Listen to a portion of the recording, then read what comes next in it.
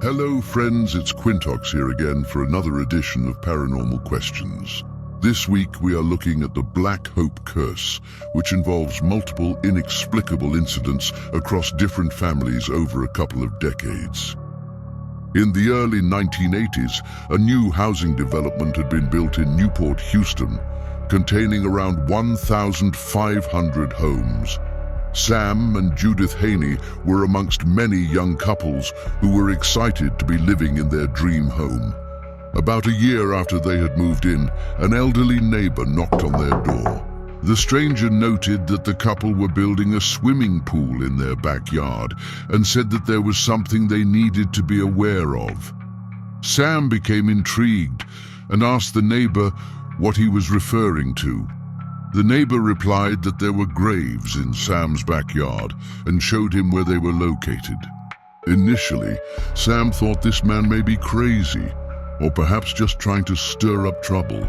However, the man's visit continued to play on his mind. Despite the warning, Sam decided to use a backhoe to dig up the area identified by the elderly man. A few minutes into digging, he struck some wood fragments. He discovered pine boards with human skeletons embedded in them. 2 wedding rings were found on the hands of the skeletons. The couple contacted the county coroner and had the bodies exhumed. The Haneys were told that the remains in their backyard belonged to an African-American couple by the name of Charlie and Betty Thomas, 2 slaves who had been freed after the Civil War and had died in the 1930s. It was then discovered that the Newport estate had been built on top of an old African-American slave cemetery called Black Hope. Judith Haney was deeply disturbed by the discovery and felt immense guilt for having disturbed the graves. The Haneys decided to bury the remains of the couple in their backyard, providing them with a dignified burial, and marked the graves properly. One night, not long after the burial took place, Judith awoke to find that the clock radio on her bedside table was glowing bright blue, despite being disconnected from the power. Another strange incident occurred when Sam was working the night shift. Judith was alone in the house and heard the back door sliding open. Judith initially thought that the voice was Sam coming back into the house because he had forgotten something, but there was no one there. Judith didn't think much of it and went to sleep. The following morning, Judith went into the closet to get her pair of red shoes, but could not find them. Both Sam and Judith searched all over the house for the shoes, but they were nowhere to be found. They went out into the backyard and in the distance saw something lying on the graves. Judith's red shoes had been placed on one of the graves. They later discovered that it was Betty Thomas's birthday that particular day. A gift from her husband, perhaps. At that point, Judith knew she wasn't crazy and began to think that there was more to what was going on. The Haneys became increasingly concerned about these unexplained occurrences and wanted to sell their home and move. However, they could not afford to. They attempted to sue the developer of the estate, but were unsuccessful. They were ordered by the judge to pay $50,000 in court costs. They ended up selling their house at a loss and had no choice but to declare bankruptcy. About 12 other households in the area also reported strange occurrences that included lights and televisions randomly turning on and off, along with apparitions and disembodied voices. A middle-aged couple named Jean and Ben Williams moved into their dream home in the Newport estate. Jean was tending to the garden and attempted to plant some flowers, but could not get them to grow despite her best efforts. The couple noticed sinkholes in the ground in the shape of a coffin. They filled in the holes, but they kept reappearing.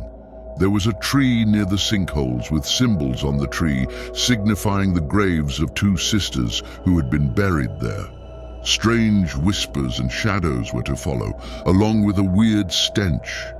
Their granddaughter Carly was living with them at the time and reportedly experienced random cold sensations during the summer months and had the eerie sensation of being watched. They would hear voices and footsteps, but no one was there. One night, Ben Williams came home from work and saw two shadowy apparitions in the kitchen and watched them as they moved towards the bedroom where Jean was sleeping. Ben followed the shadows in the bedroom and attempted to dive into them.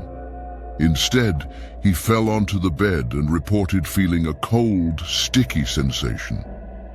During a period of 6 months that followed, the Williams family had several relatives that were diagnosed with cancer, with 3 dying from the illness. The Williams family felt that they would continue to be tormented unless they left. Like the Haneys, they attempted to sue the developers. However, the court ruled that without any definitive evidence of a cemetery that they had no case. Jean decided to give them some evidence. She began digging in her backyard where the sinkholes were in an attempt to exhume the graves.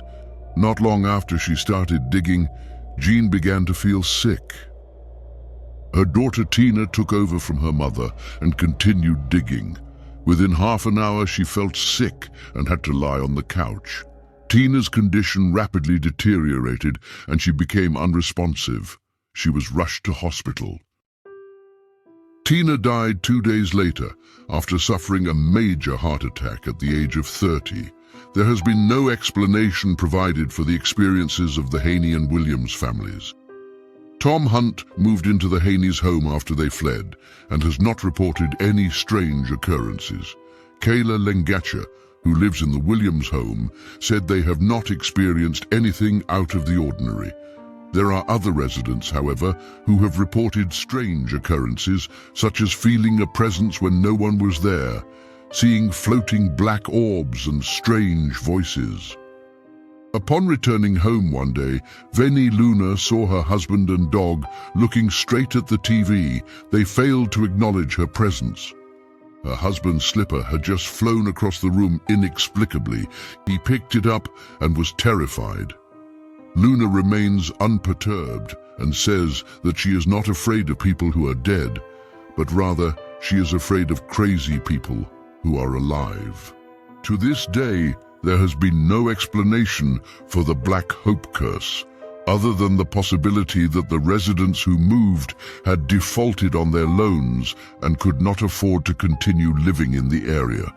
Was Tina's death the result of the Black Hope curse or an undiagnosed congenital heart condition? What do you think happened to the residents of Newport?